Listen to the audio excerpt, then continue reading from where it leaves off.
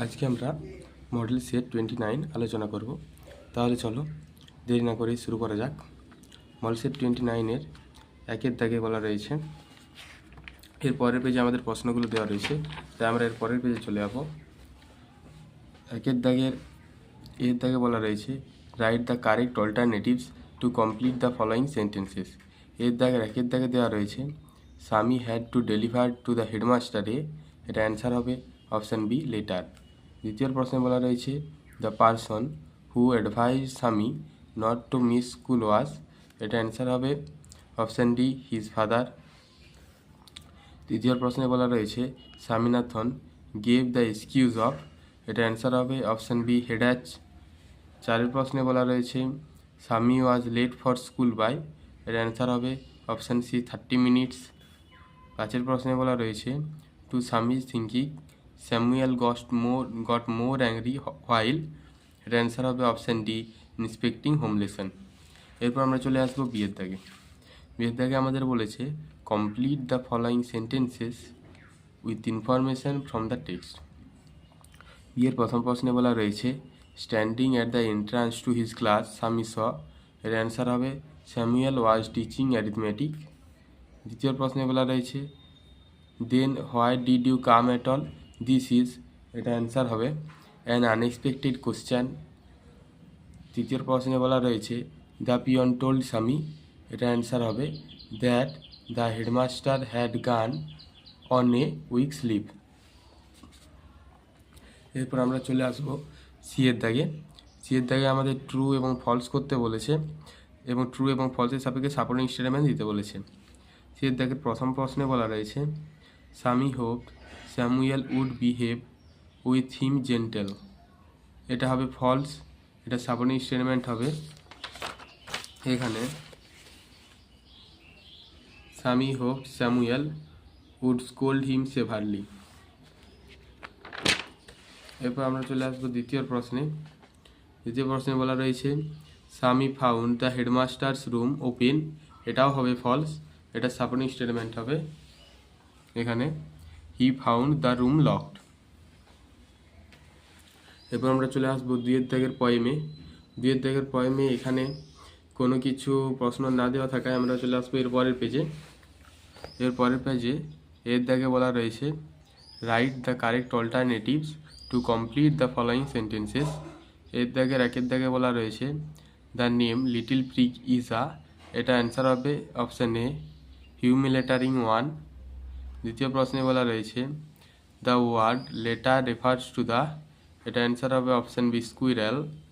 তৃতীয় প্রশ্নে বলা রয়েছে, the phrase all sorts of thing and weather must be taken together refers to. এটা অ্যান্সার হবে option D, unity in diversity. চার প্রশ্নে বলা রয়েছে, the squirrel does not feel. এটা অ্যান্সার হবে অপশান সি, ডিসগ্রেস। এরপর আমরা চলে আসবো বিয়ের দাগে বলেছে, অ্যান্সার দ্য ফলোয়িং কোশ্চেন্স। বিয়ের দাগে প্রথম প্রশ্নে আছে, what is the moral lesson you can get from the poem fable. এটার অ্যান্সার হবে এখানে, from the poem fable the moral lesson what I get is in the world every being living or non living big or small have their individual reasons for existence. তাহলে এটা আমি বলে দিচ্ছি, এই in থেকে existent পর্যন্ত তোমরা এটা ডবল ইনভার্টেড কমার মধ্যে রাখবে, কারণ এটা আমাদের কোনো লাইন নয় তো, এটা বইয়ের লাইন, তার জন্যে তোমাদের এটা রাখতে হবে। এরপর আমরা চলে আসবো দ্বিতীয় প্রশ্নে বলা রয়েছে, how does the mountain make fun of the squirrel. এটা অ্যান্সার হবে, the mountain makes fun of the squirrel by calling him little prig. এখানে ফুল স্টপ দিবে।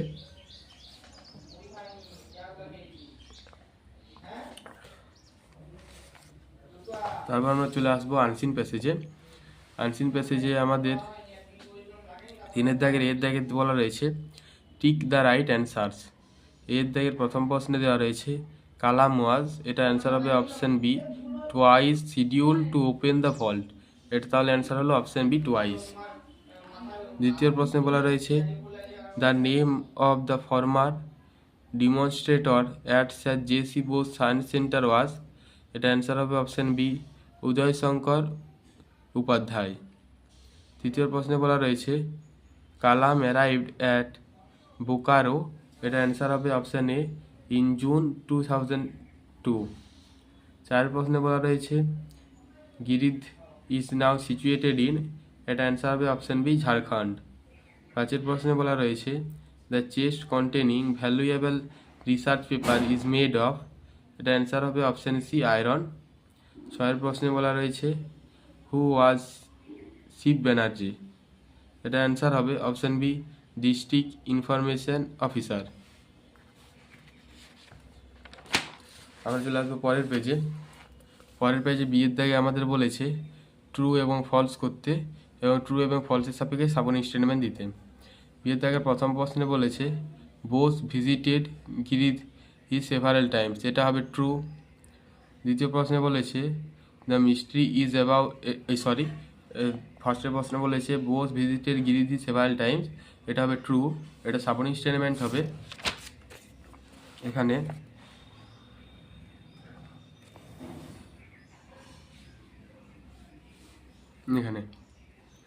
Bose, who proved that plants respond to pain and suffering like human, visited Giridhi several times between 1930 and 1937, doing most of his research at Shantinivas, a century-old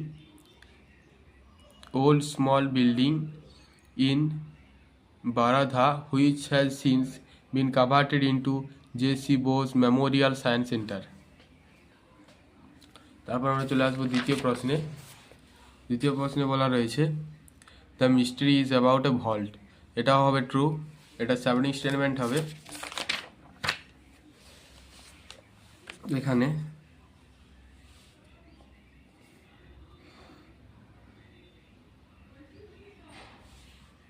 first লাইনটা in the heart of Jharkhand coal belt a mystery which was supposed to be unraveled by former President APJ Abdul Kalam has captured the imagination of the global science community for more than 75 years.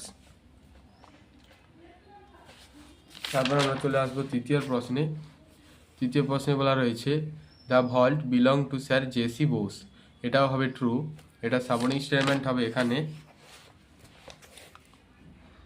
a 3 foot long, 2 foot wide and 1.5 foot vault which belongs to Sir Jagadish Chandra Bose has been kept locked at Giridhi Base Science Center since he died in the mining town on November 23, 1937. এরপর আমরা চলে আসবো C এর দাগে। C এর দাগে এখানে বলা রয়েছে answer the following questions. C এর দাগের প্রথম প্রশ্নে বলা রয়েছে what was the size of the vault, এটার অ্যান্সার হবে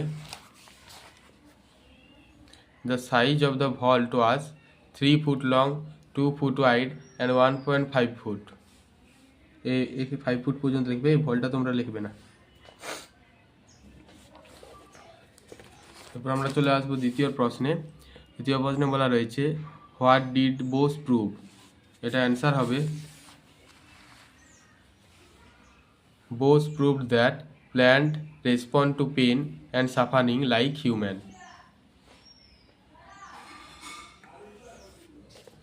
এরপর আমরা চলে আসবো তৃতীয় প্রশ্নে।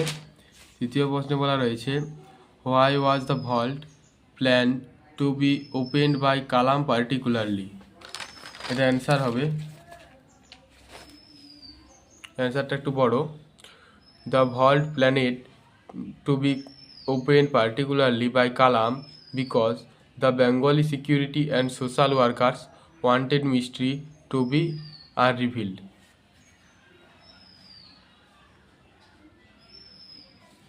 তারপর আমরা চলে আসবো চারের প্রশ্নে। চারের প্রশ্নে বলা রয়েছে what did professor Madhushree Sanyal say, এটা অ্যান্সার হবে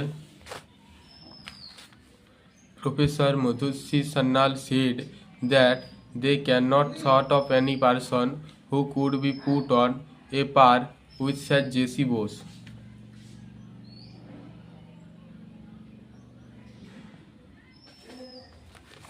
এরপর আমরা চলে আসব গ্রামার অ্যান্ড ভোকাবুলারিতে। গ্রামার অ্যান্ড ভোকাবুলারির 4 দাগে বলা রয়েছে write the correct alternatives two feel in the blanks. এখানে দেওয়া রয়েছে although children love outdoor games, their parents consider their interest as harmful and meaningless. A children who spend time and energy in outdoor activities grows up to be healthy and strong. তাহলে first answer হলো up, দ্বিতীয় হলো consider এবং তৃতীয় হলো grow. তারপর আমরা চলে আসবো 5 দাগে। 5 দাগে আমাদের ডু অ্যাজ ডাইরেক্ট করতে বলেছে। 5 দাগের এর দাগে বলা রয়েছে fill in the blanks with appropriate articles and prepositions. তাহলে দেওয়া রয়েছে the giant was kind to all the children but he longed for his little friend and often spoke for him. তাহলে এটার ফার্স্ট অ্যান্সার হলো two, দ্বিতীয় হলো for এবং তৃতীয় হলো ফর।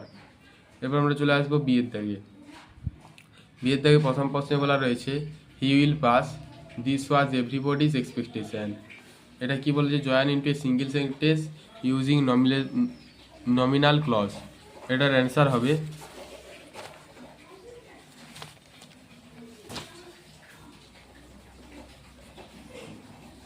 এখানে it was everybody's expectation that he will pass। এরপর আমরা চলে আসবো দ্বিতীয় প্রশ্নে। দ্বিতীয় প্রশ্নে বলা রয়েছে I believe that God exist. এটা make into a simple sentence. এটা সিম্পল সেন্টেন্সে করতে বলেছে।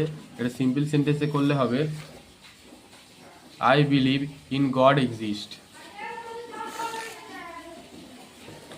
এরপর আমরা চলে আসবো তৃতীয় প্রশ্নে।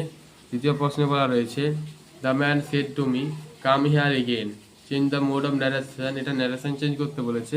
এটা ন্যারেশন চেঞ্জ করলে হবে the man told me to come there again. তারপর আমরা চলে আসবো সি এর দাগে। সি এর দাগে আমাদের দেওয়া রয়েছে ফ্রেজাল ভার্ব। সি এর দাগে প্রথম প্রশ্নে দেওয়া রয়েছে the water tank is exhausted. এক্সহাস্টেডের ফ্রেজাল ভার্ব হয় রান আউট, তাহলে অ্যান্সার হবে the water tank is run out. দ্বিতীয় প্রশ্ন বলা রয়েছে the headmaster rejected our application. রিজেক্টেডের ফ্রেজাল ভার্ব হয় টার্ন ডাউন, তাহলে অ্যান্সার হবে the headmaster turn down our application. তৃতীয় প্রশ্নে দেওয়া রয়েছে the authority executed the court's order. এক্সিকিউটেডের ফ্রেজাল ভার্ব হয় ক্যারি আউট, তাহলে অ্যান্সার হবে the authority carry out the court's order. এবার আমরা চলে আসবো 6 দাগের ভোকাবুলারিতে। 6 দাগের প্রথম প্রশ্নে দিয়ে দিয়েছে relating to or about to earth, এটা হবে গ্লোবাল। দ্বিতীয় দেওয়া রয়েছে চেঞ্জ, এটা হবে কনভার্টেড। তৃতীয় দেওয়া রয়েছে থিঙ্কিং লাইং ইনসাইড, এটা হবে কন্টেন্ট। এবং 4 দিয়েছে period or time spent in office, এটা হবে ট্রেজার। তাহলে আজকে এই পর্যন্তই, পরের দিন দেখা হচ্ছে নেক্সট ভিডিওতে।